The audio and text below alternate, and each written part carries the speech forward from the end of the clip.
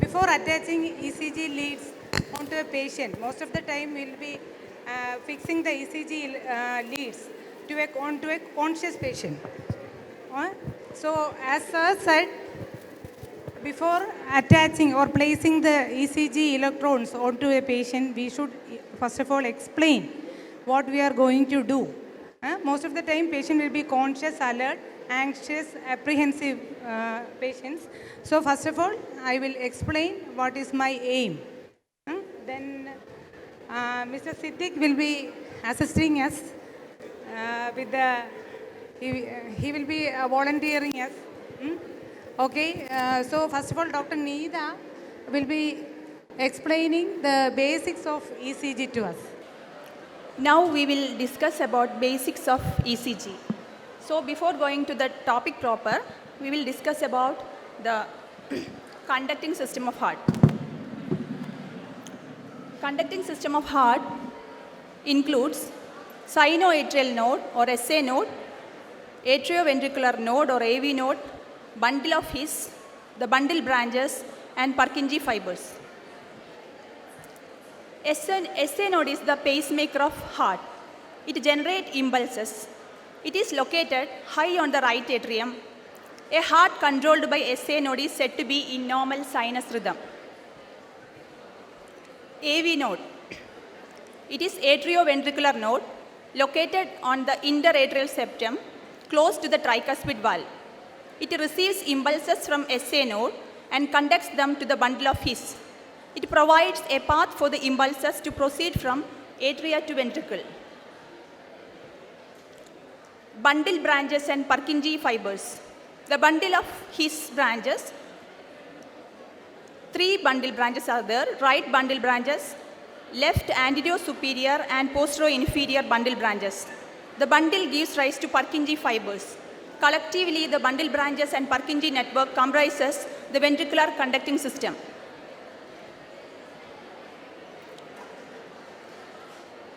ECG is a plot of voltage measured by the leads on the vertical axis, and time is measured on horizontal axis. So, voltage measured in vertical axis and time in horizontal axis. This is an electrocardiogram recorded on a paper with a paper speed of 25 millimeter per second. Each small box is 1 millimeter. In horizontal direction, it is 0.04 seconds, and in vertical direction, a small box is 0.1 milliseconds. This is a normal ECG in sinus rhythm. ECG waves are labeled alphabetically, starting with P wave, followed by QRS complex, STT complex, and T wave.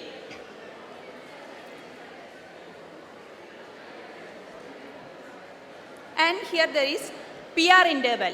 PR interval includes P wave up to QRS complex. So beginning of P wave to beginning of QRS complex.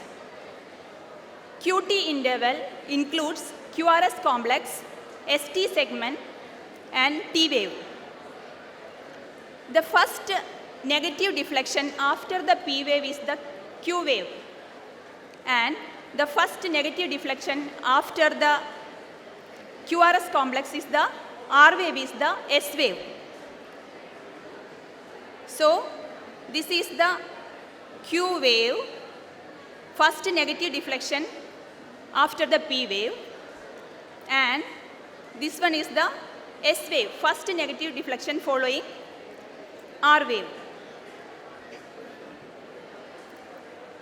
P wave represents an initial low amplitude positive deflection preceding QRS complex. The duration is less than 3 small box in horizontal axis, that means less than 0.12 seconds, and its amplitude is less than 2.5 small box in vertical axis. Then PR interval. PR interval includes P wave as well as PR segment. It is measured from the beginning of P wave to the first part of QRS complex. It includes the time for atrial depolarization, conduction through AV node, and conduction through his Purkinje system.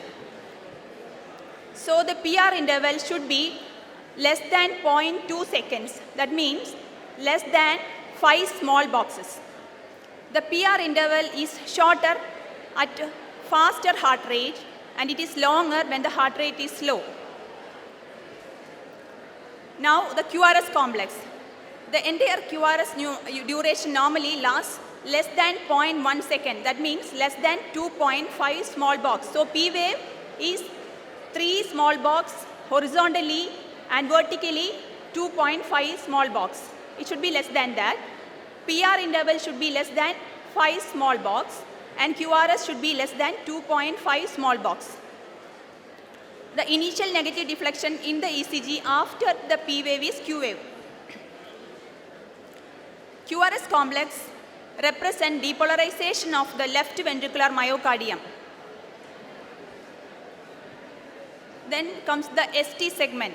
The ST segment occurs after ventricular depolarization has ended. It is a time of electrocardiographic silence. The initial part of ST segment is termed as the J point. The ST segment is usually isoelectric, that is zero potential, and it should have a slight upward concavity. T wave. T wave represents the period of ventricular repolarization.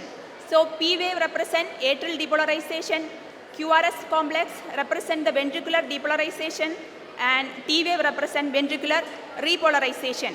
The T wave is usually broad with a slow upstroke and rapid downstroke.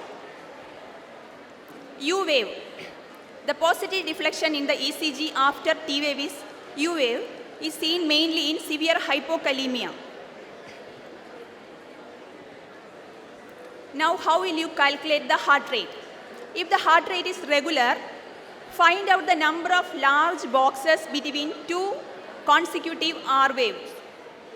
Then divide 300 divided by that number. So, if the heart rate is regular, 300 divided by number of large boxes between two consecutive R waves. If heart rate is irregular, find out the number of R waves in 6-second duration and multiply that number by 10. That gives the heart rate if heart rate is irregular. Bradycardia is rate less than 60. Tachycardia is rate greater than 100. Now we will see what is 12-lead system, 5-lead ECG and 3-lead ECG. So for 12-lead ECG, we need to apply 10 electrodes. We get 12 leads like the lead 1, lead 2, lead 3, AVR, AVL, AVF. These are the chest leads. Then V1 to V6. So 6 limb leads and 6 chest leads, altogether 12 leads. For that, we have to apply 10 electrodes.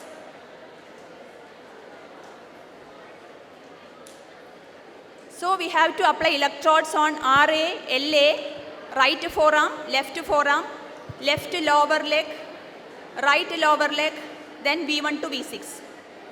In 5-lead ECG, we use 5 electrodes, RA, LA, RL, LL, and 1 chest lead.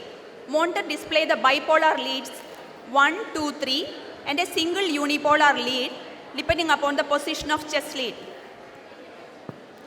In 3-lead ECG, we use 3 electrodes, RA, LA and LL. Monitor display the leads 1, 2 and 3.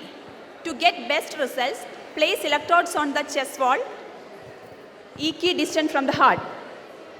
Equidistant from the heart, you have to place the leads. In the 3-lead system, you will be applying the leads onto the lead, then left arm lead. This is left leg lead. For this is for 3-lead ECG.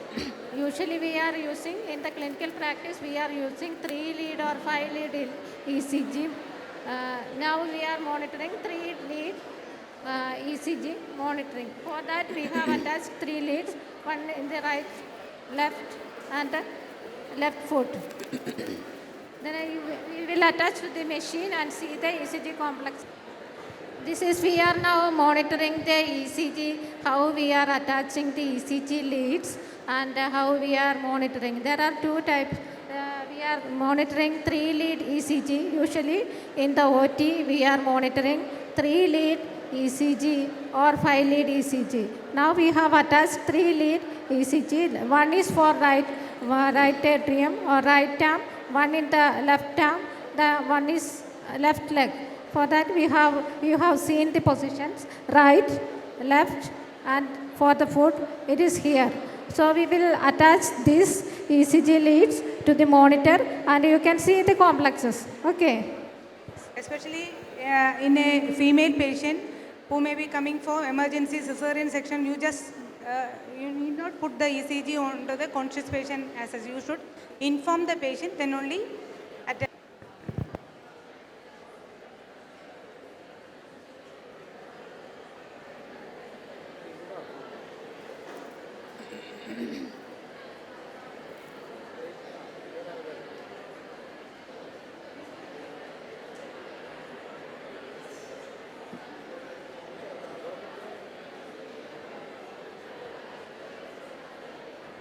So this is ECG showing sinus rhythm. A P wave with uniform morphology precedes each QRS complex. The rate should be between 60 to 100 beats per minute and the cycle length is uniform between sequential P wave and QRS complex. That means P wave, each QRS complex is preceded by a P wave. Rate should be between 60 to 100 and the RR interval should be constant. This is a ECG showing sinus arrhythmia.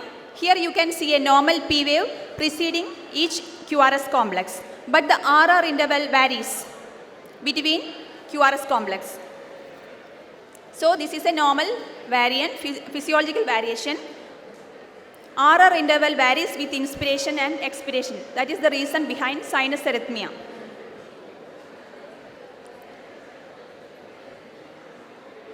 How can you say that a significant ST elevation is there?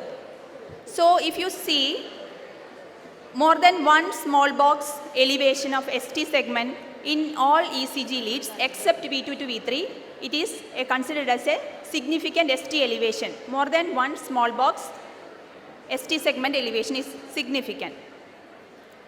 ST depression, how can you say that it is significant?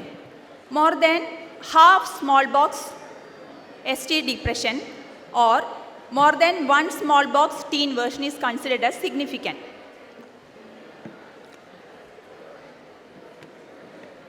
Here you can see ST elevation in lead V2 and lead V3. The ST segment is convex in lead V2 and V3 here. In this you can see ST elevation in lead V2 and lead V3, V1 and V2. ST elevation in V1 and V2 with reciprocal ST segment depression in V5 and V6. ST depression in V5 and V6. You can see ST elevation in lead 1, AVL, AVF, 1 AVL, V5 and V6. V5 and V6. ST segment is convex here.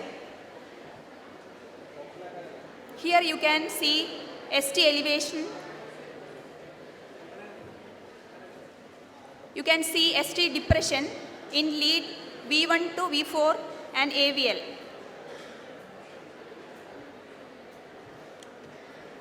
Now you can see ventricular premature complex.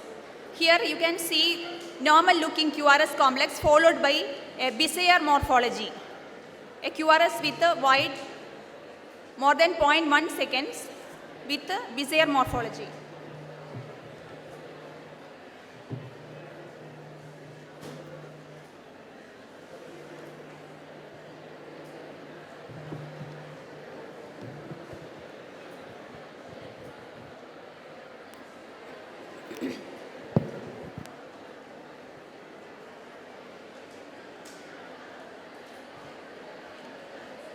This is ECG showing atrial fibrillation.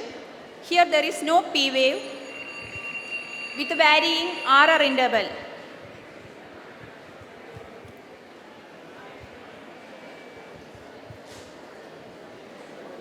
This is an ECG showing supraventricular tachycardia, wide QRS, narrow complex tachycardia. Here P wave is not seen because it is obscured behind the QRS.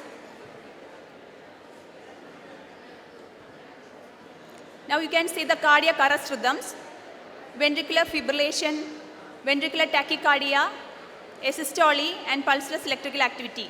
This is wide QRS complex tachycardia, that is ventricular tachycardia. Here there is no distinct P wave. This ECG showing ventricular fibrillation, a complete absence of properly shaped QRS complex. You can see the fibrillatory waves. This is a asystole with no carotid pulse. This is pulseless electrical activity, normal looking ECG without any pulse. Thank you.